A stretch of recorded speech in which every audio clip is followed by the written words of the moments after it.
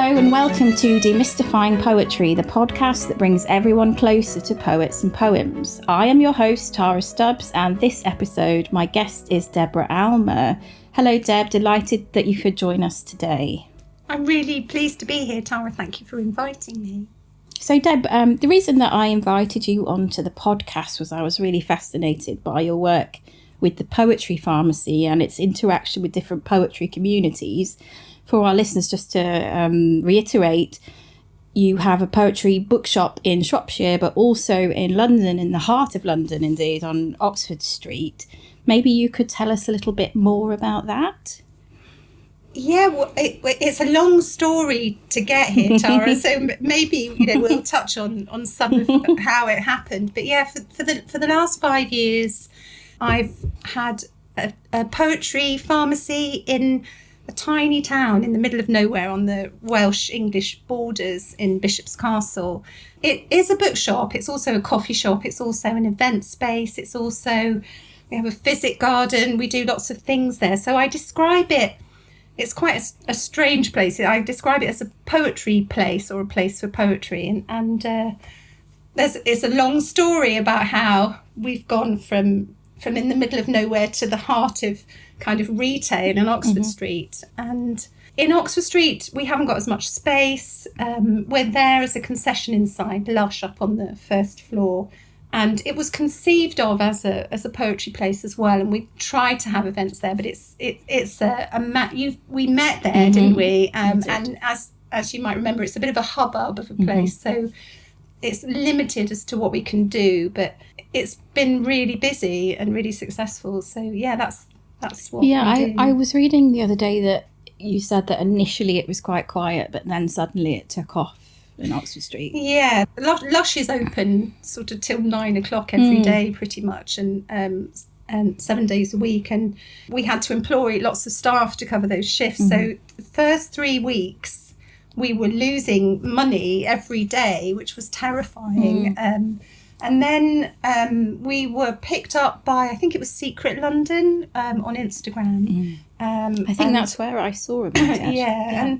And then other social media influencers. And now it's been seen millions of times. And we have a kind of opposite problem of managing how busy it is, which sounds like a good problem to have. But it's great. There's something slightly subversive, I think, about having sitting up there in the coffee shop and poetry selling really well. It's really unusual. And did you design all the interiors as well? Because they're amazing. I sort of did, yeah.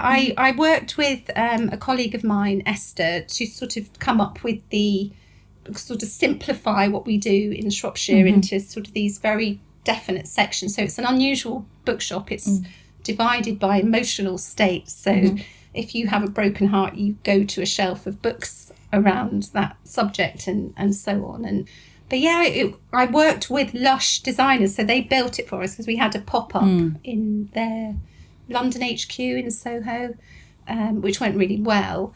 And so we brought the furniture from over there, but it was wonderful to work with professional people and say, well, this is what I'd like, Could you tell us a bit more about the pills, the prescriptions, because you were saying they've really been successful? Yeah, in Shropshire, when I opened the Poetry Pharmacy, and I had, as you said in the introduction, I used to have a project called Emergency Poet in a vintage ambulance. Sounds doing brilliant. Poetry on prescription in the back, so people would lie on a stretcher and have a consultation. I didn't know they lay on a stretcher. Oh yeah. I was dressed up as a doctor. It's a kind of pastiche of a therapy session, and then they'd have an emergency poem prescribed to them.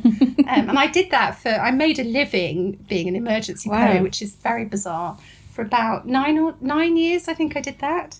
Wow. All over the place. And in the ambulance, under the awning, for people who didn't have time for a full consultation, I devised something to keep people busy, or for them to engage in it in some way without having a consultation. So there are bottles of pills for different emotional states, from existential angst to insomnia to empty nest syndrome, all sorts of things. And inside each pill capsule, there's a tiny scroll of a rolled up extract from a poem to address the emotional ailment. So they were set up in the first place as a piece of theatre, really.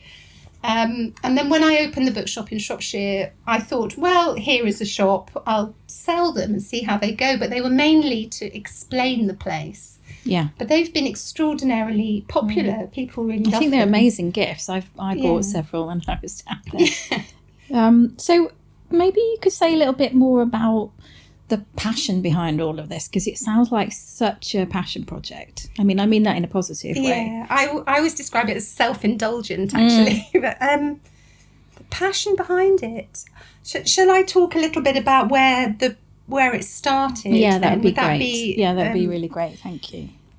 I did an MA in creative writing at Keele University and was writing my own poetry. Had come out of a failed relationship and decided to turn that kind of sort of dark energy that you get into something positive. So on a whim, I bought a vintage ambulance on eBay.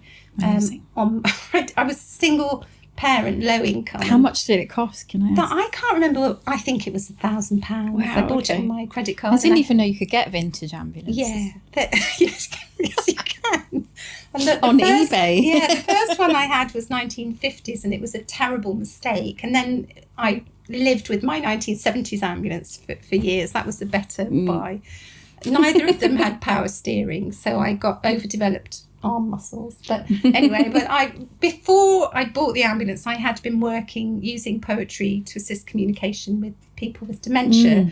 So that was my background. Working with poetry was a very serious one, actually. And then I worked with other groups, including I think there were women who had been through domestic abuse and people with sight loss.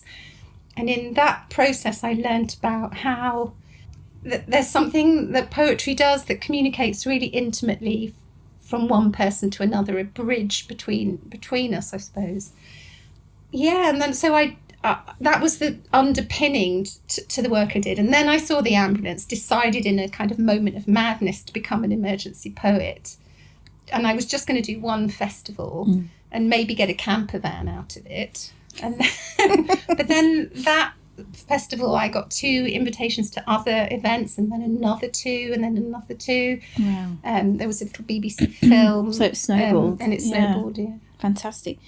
Do you find that, I know it's because in a way it sounds very amusing, but then you say that the roots of it are quite serious.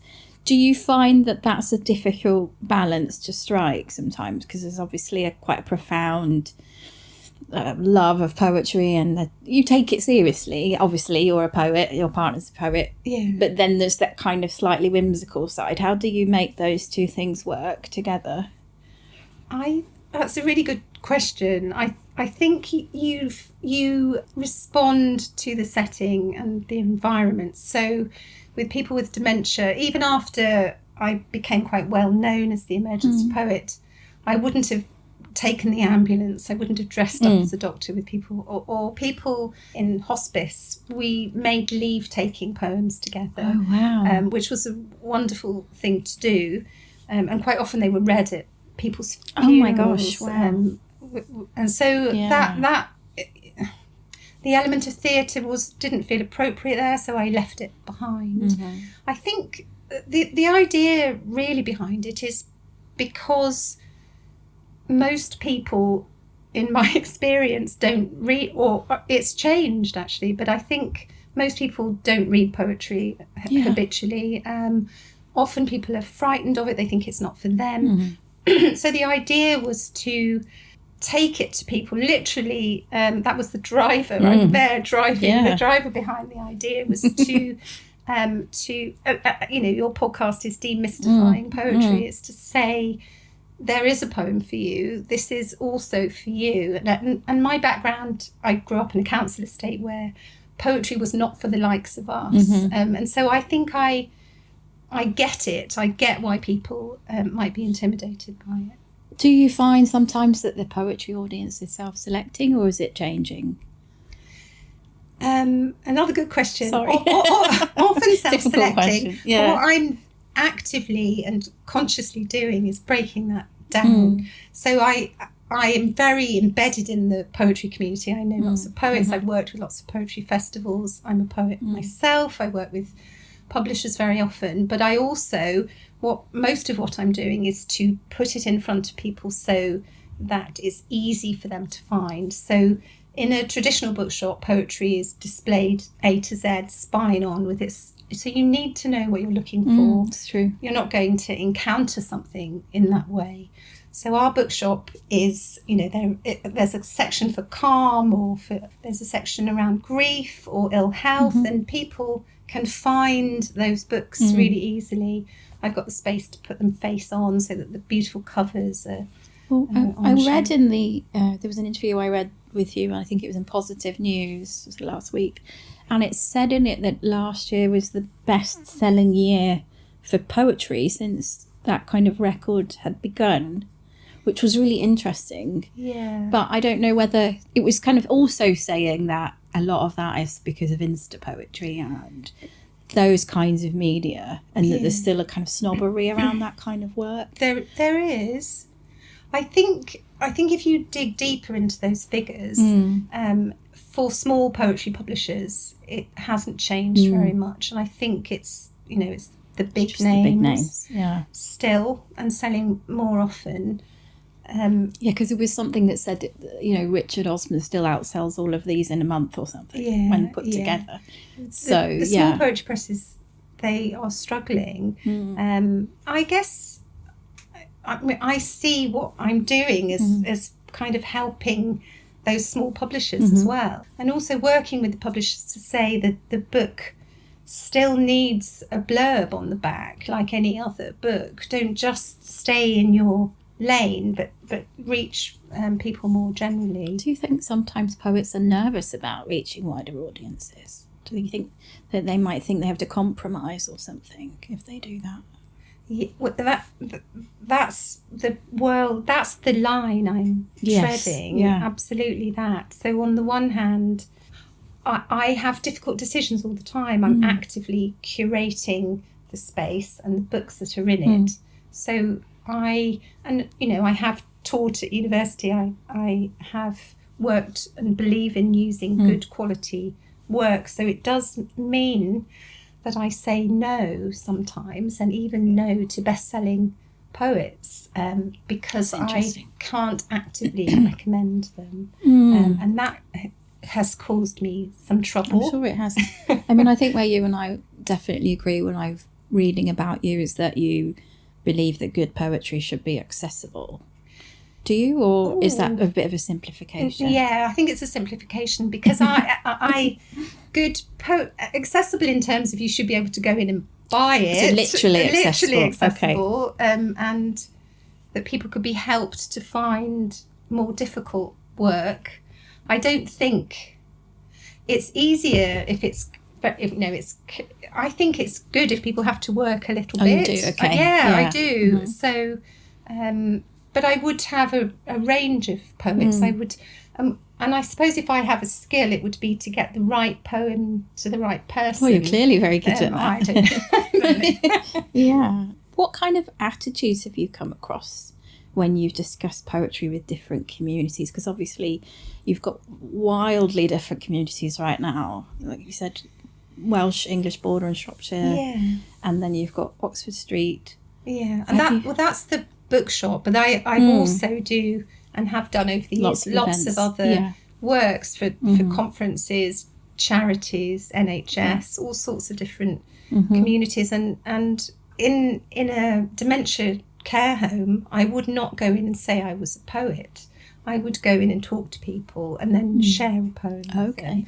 Because most people would go, oh no, I don't like poetry, or I don't understand Do you get people saying that they get it wrong as well? Yeah, very often. I get that a lot. Yeah. We have lots of mature students here, and I get lots of particularly older women saying, I don't know how to read poems, I always get it wrong. Or sometimes, which is the worst, my husband tells me I can't read poetry.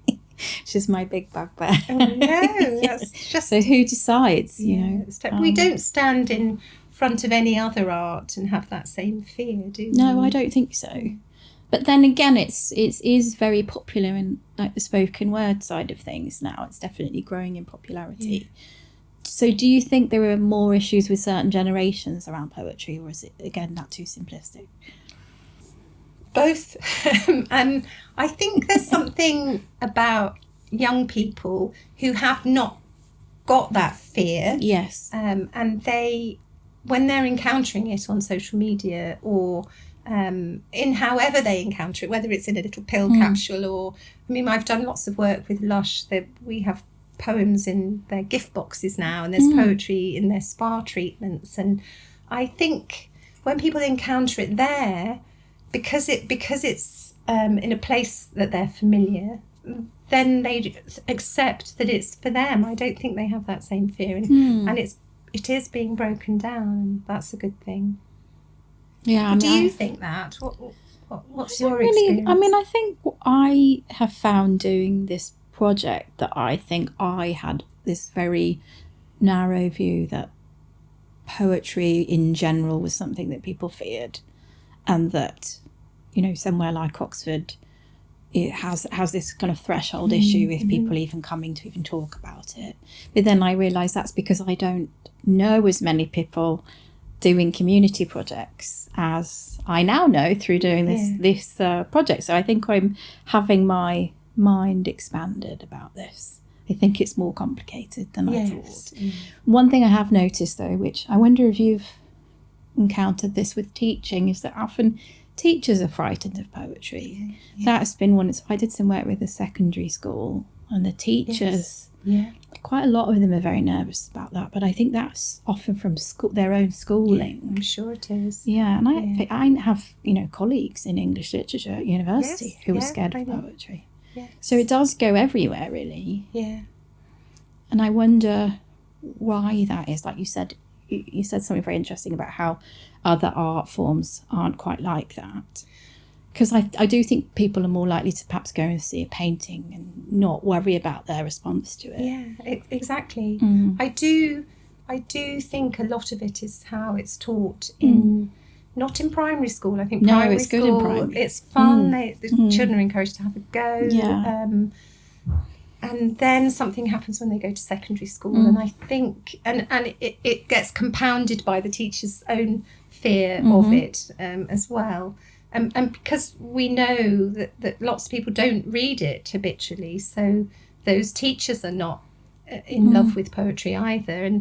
But also, yes, the curriculum gives no space for just enjoying it. And it's often very making theme-based as well, I think. The poems are set because of what they talk about rather than what they do poetically. And it is look at the craft, you know, look at what's the poet mean here, and picking it apart like a machine.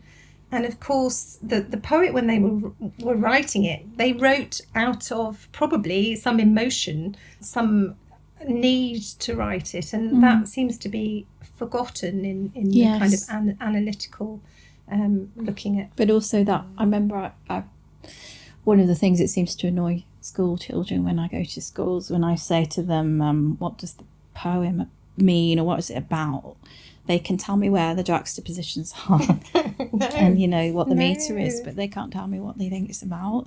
And then they'll reach for something massive like death, and I'll say, well, is there death in this poem? Well, no. But aren't all poems about death? No. You know, so it becomes this very sort of abstract conversation, because they're not actually looking at the grammar of the poem. They have to say something clever about it rather than maybe it's just about what it says it's about, you know, like a peach or whatever. What about because you mentioned about people not really reading, and I know that you write poetry. Could you say something about your own relationship with poetry, your personal relationship? Because often when you make something that you love, your job, it becomes quite difficult in the rest of your life. Yeah, that's so true. And I have days where I can't stand it because I don't know if you feel this when you're teaching it as well, or you know, I'm not now, but when you're marking another not very good one and then another, but also Yeah, and you can, and people want to share their work with me. I feel obliged to read. I mean, I want to read some books, but largely I feel obliged to read them, and then you can lose your own pleasure in it. So I tend to read fiction or non-fiction for pleasure these days. But in all of that, there's still poems that get to me, and then I remember again why I do it. But so do you think you could summarise why you do it, or is that difficult? Oh gosh, why do I do it? I do it the day before yesterday. We had a children's poetry club. We have a monthly poetry club in the bookshop, and I could hear them upstairs, and it's Halloween this month, and they were reading in a group some spooky poem, and there were these woo sounds really loud echoing through the bookshops. That was going on upstairs. There were people happy reading out a poem because it came with their coffee in the coffee shop. People happy to be in that space. That's why I do it. Yeah, that's beautiful. Actually, if you don't mind, would it be good to talk just briefly about the coffee shop, because I thought that was so, it just thought that through so well. It was like the perfect poetry coffee shop. Oh, so well, what do why? you use? Well, I mean, I don't. Your teapots are very unusual, aren't they? They're called boil brews, and they're chemical boiling flasks, is what they look like. So that, and then we have a little slip of a poem with the coffee. Where did you get those from? I can't remember where I found them. I eBay. remember. Yeah, no, it wasn't even. Have you watched Breaking Bad? Did you ever see but that? I know of it. Yeah. Anyway, there's this. He's a chemist. Obviously, they're making the drugs, and there was this massive coffee machine with all these chemical flasks sort of coming down. So you thought, I'll do that. I really wanted that in our coffee shop, but that was an endless hunt for finding something that looked chemical. I came across them. So, do you worry about imitations, or do you just think your product is so unique that it can't be imitated? I over the last few years, I've had loads of requests for people who want to franchise it or work with us in some way, or people get in touch and say, what size capsules do you use and where do you get them from? Because I'd like, and how do you? Because I'd like to do this too, and it just doesn't occur to them that I might have some sense of ownership of the idea. So intellectual property. Yeah. And there are issues around that we could talk about another time. Yeah. But do you have to worry about copyright yourself when you? So is that why we've got small amounts? The copyright. There's a kind of fair. It's fair debatable, and I'm an editor of books, so I work with that issue all the time, and I like to use poets that are friends of mine, contemporary poets, and poets that are out of copyright or very small extracts, which I think is okay. Yeah. Maybe you could actually tell us a little bit more about your anthologies and your own poetry, if you don't mind.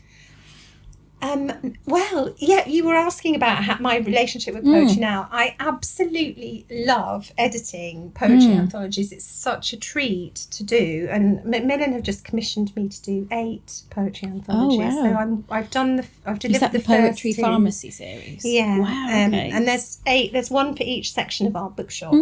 And it'll match the bookshop, which is lovely thing. I mean, that's very self-indulgent. Here I love this poem, here look, you read it. Is so nice to do.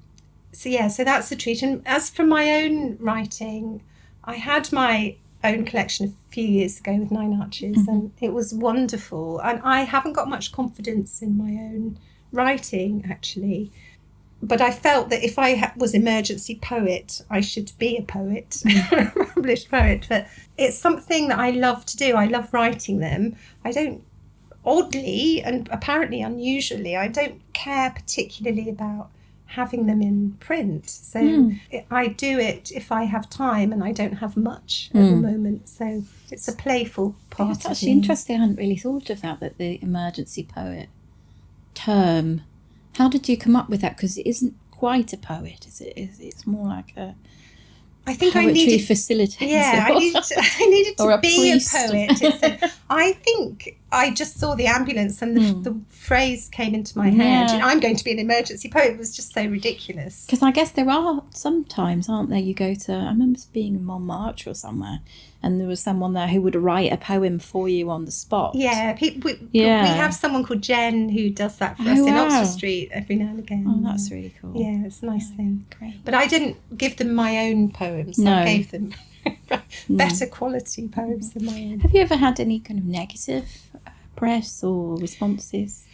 Over the last few years, everybody has loved it. It's been, you know, just this kind of feedback loop of positivity, which is really wonderful. But it's an interesting thing that you say that, because now we're in Oxford Street, we're very exposed there. It's not this quirky little thing in Shropshire. Oxford Street's not what it was either. It's changed quite a lot, hasn't it? Yeah. But it's so bizarre to be there. I don't know of any other independent businesses on that street, let alone, I mean, I think Waterstones are coming back, that's aren't good. they? But there's no other bookshop at the moment, and to be a specialist poetry bookshop is crazy, really. Well, because I must admit, when I heard that it was in Oxford Street, I thought, gosh, is anyone, you know, will they even know about it? You know, because of the nature of Oxford Street, but it's doing brilliantly. It's doing brilliantly.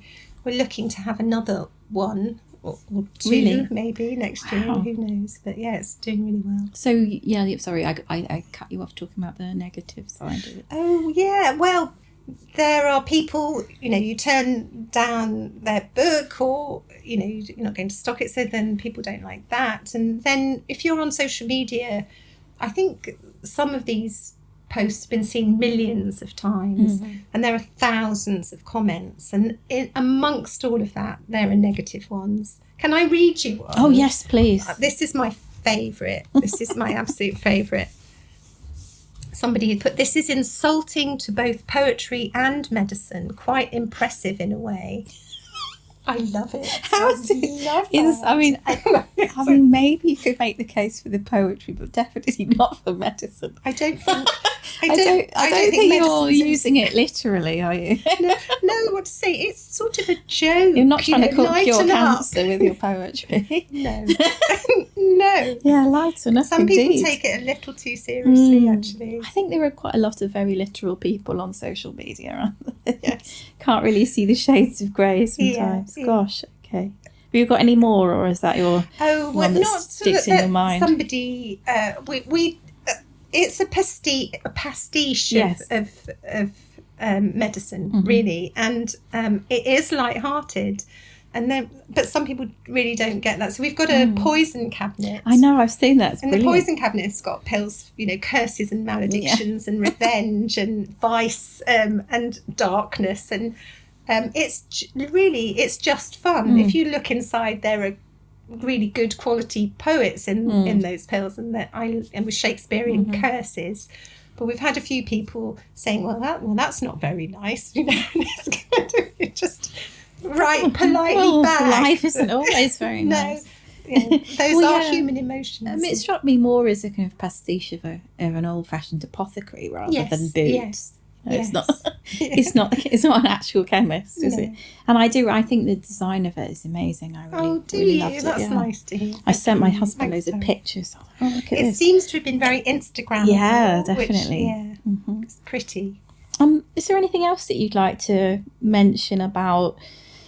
Well, we were talking slightly about thresholds, but have you found anything interesting in your experiences of the thresholds that people might cross or might not cross in encountering poetry? we were talking, just before this about thresholds, and it seems to me that's where I exist, walking carefully on the threshold between the academic, the good quality poetry, and the poets and academia that take themselves very seriously, who will dismiss what I do, and then on the other side of it, I mean, it is quite tricky for me to be it's the heart of Mammon, isn't it? The retail, Oxford Street.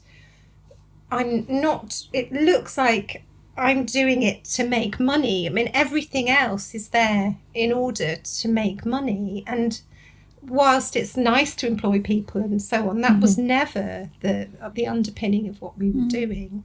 But it's all, we could see it as subversive in a way. Yeah, it's kind of undercutting. It feels like that. We had an event. Nine Arches Press every year do primers. I don't know if you've come across that, where they find 3 new poets and in one volume. And we launched that there. We had a sort of poetry party, and Jane Kemain is a Midlander, and and as am I in Shropshire, and we stood there, and we're good friends. She's my publisher for my collection as well, and we stood there looking down at this this commercial street and the buses going past, and it felt subversive that we had got there at all, which was wonderful. Yeah. So at the end of each episode, I always ask my guests the following question.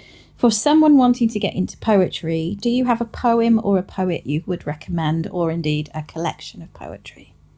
If you're new to poetry, the book that I would recommend, and it's not a poet or a single collection, it's an anthology, and I think anthologies are a really good way in, because there will be something in there that you will like. I'd have to ask you lots of questions to find a single collection, but there's an anthology published by Blood Axe called Staying Alive. I don't know if you've come across it. I have come across that, yeah. And for me, it's very international.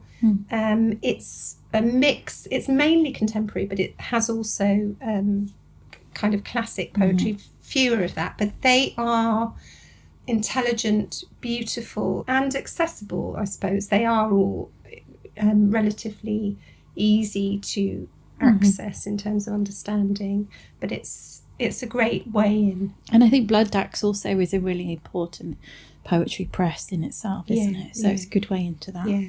That Neil world. Astley is the the editor, isn't and he? he's my hero. I mean, he's such a great editor. That's such a good book. That's excellent. Thank you so much.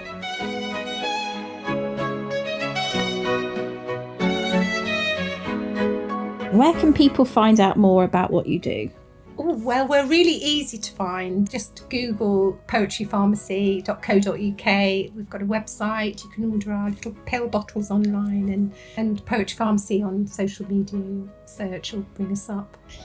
Thank you to Deb again, and to all of our listeners, and I look forward to seeing you next time for more discussions around demystifying poetry.